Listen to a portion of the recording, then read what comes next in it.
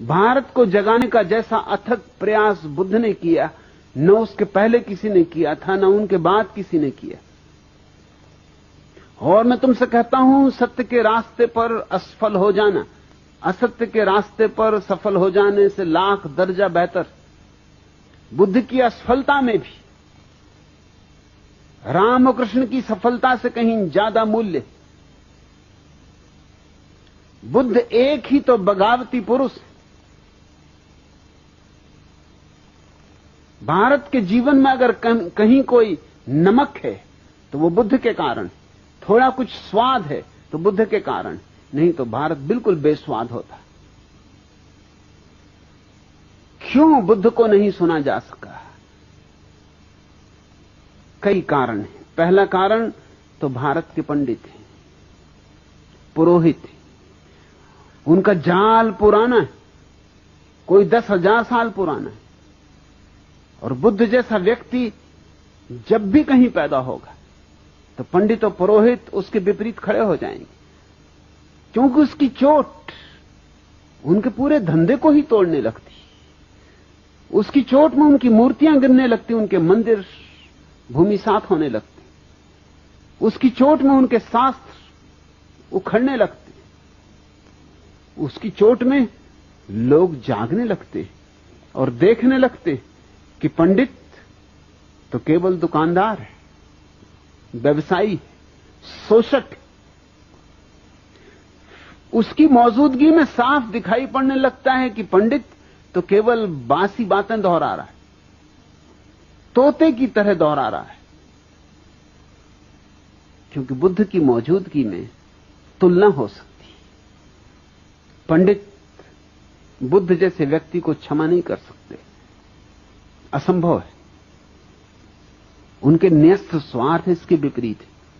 और दुनिया में पंडितों और पुरोहितों का इतना बड़ा जाल और इतना लंबा जाल और कहीं नहीं। ये भारत का दुर्भाग्य है कि यहां सारा जाल इतना प्राचीन हो चुका है कि उसे तोड़ना मुश्किल होता है। वो हमारे रग रेशे में समा गया है। कोई वेद के खिलाफ कुछ कहे, बस न तुमने वेद देखा है, न तुमने वेद पढ़ा है, न वेद से तुम्हें कुछ लेना देना, लेकिन कोई वेद के खिलाफ कुछ कहे, बस झगड़ा खड़ा हुआ। तुम सुनने को राजी नहीं। भारत में आज भी लोग कहे चले जाते हैं कि वेद ईश्वरीय, ईश्वर ने रचा है। बड़ी हैरानी की बात मालूम पड़ती। पढ़े लिखे लोग, सुशिक्षित लोग, विश्वविद्यालयों में पढ़ाने वाले लोग भी यही मूर्खतापूर्ण बात कहते हैं कि वेद ईश्वर ने रचा है। और जरा वेद को कहीं से भी तो उलट कर देख लो तो तुम्हें साफ हो जाएगा कि ये बातें ईश्वर ने कैसी रची होंगी।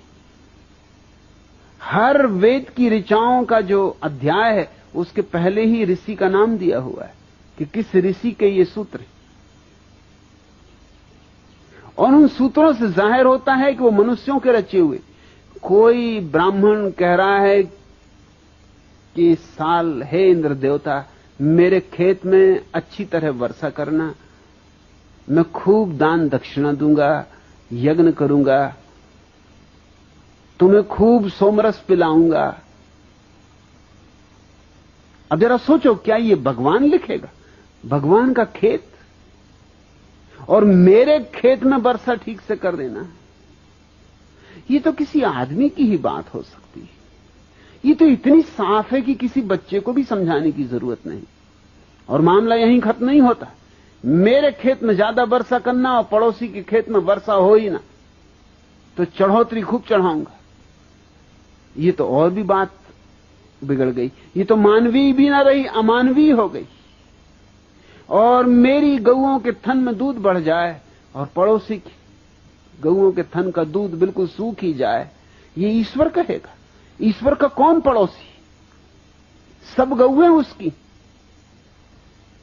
सबे भूमि गोपाल की, सारी भूमि उसकी। कौन सी मेरी और कौन सी तेरी? वहां भी मेरा तेरा चल रहा है।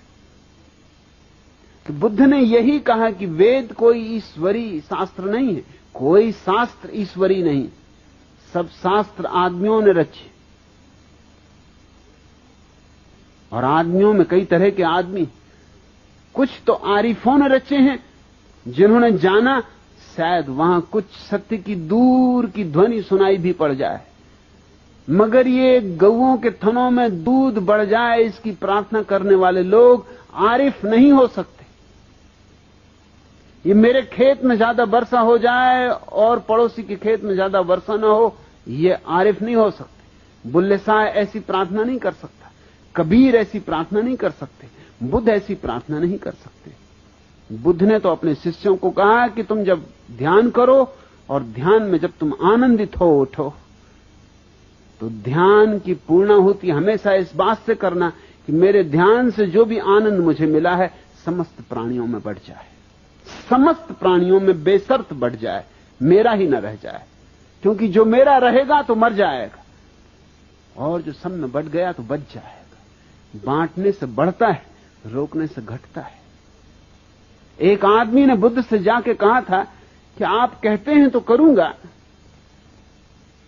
इतनी भर आज्ञा चाहता हूं कि मेरा जो पड़ोसी बहुत दुष्ट, उसको छोड़ के मैं कह सकता हूं कि सबको मिल जाए। मुझे जो आनंद मिल रहा है ध्यान से, पड़ोसी को छोड़ के सारे जगत को मिल जाए, पशुओं को, पक्षियों को, पौधों को, पहाड़ों को, जिसको कहो, मगर ये मुझसे ना हो सकेगा कि इस दुष्ट को मिल जाए, इसको भर छोड़ने की आज्ञा दे दें। बुद्ध ने कहा उसके छोड़ने में ही सब गड़बड़ हो जाएगी, क्योंकि मैं वही मन तो बदलना चाहता हूं जो दोस्ती और दुश्मनी की भाषा में सोचता है, जो अपने और पराये की भाषा में सोचता है, जो मैं और तू के भेद में सोचता है। उस पड़ोसी को तो पहले मिले फिर और सबको मिले, ऐसा तू ध्यान करना। ध्यान जब आए और आनंद जगे तो कहना पहले मेरे पड़ोसी को मिल जाए और फिर सबको। पड़ोसी को पहले मिलनी चाहिए, पड़ोसी है, तेरे से आनंद की धारा बहेगी तो पहले तो उसी को छुएगी, फिर औरों को छुएगी, फिर दूर चांद तारों को छुएगी। और तू कहता पड़ोसी को ही ना मिले, तो फिर धारा बहेगी ही कैसे? यहीं अड़चन आ जाएगी, यहीं पत्थर पड़ जाएगा। वेद ने जो कुछ कहा है वो आदमी की कामनाएं हैं, आदमी की वासनाएं हैं। बुद्ध ने कहा कि वेद मनुष्य कृत है, और वो भी बहुत साधारण मनुष्यों द्वारा निर्मित है, जिनकी कोई महत्वपूर्ण बातें भी नहीं। कहीं कभार भूल चूक से कोई वेद में सूत्र मिल जाता है जो प्रशंसा के योग्य है, 1%, इससे ज्यादा नहीं। 99% तो कूड़ा कचरा है।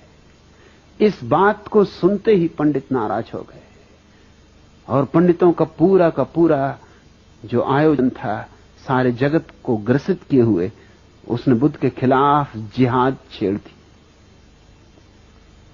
इसलिए बुद्ध को सुना नहीं जा सका, शायद मुझे भी नहीं सुना जा सकेगा। कोशिश करूंगा, कोशिश कर रहा हूं, मगर मुझे इसकी बहुत फिक्र भी नहीं, और बुद्ध को भी इसकी बहुत फिक्र थी, ऐसा मत मानना। जो सुन सकते हैं वो सुन लेंगे, जिनके काम का है उन्हें मिल जाएगा, जिनके पास थोड़ी बुद्धिमत्ता है वे पी लेंगे। और बुद्धुओं के लिए क्या किया जा सकता है? फिर वो भारतीय हो या गैर भारतीय हो, बुद्धू तो बुद्धू। और इस देश में बुद्धुओं की लंबी परंपरा है।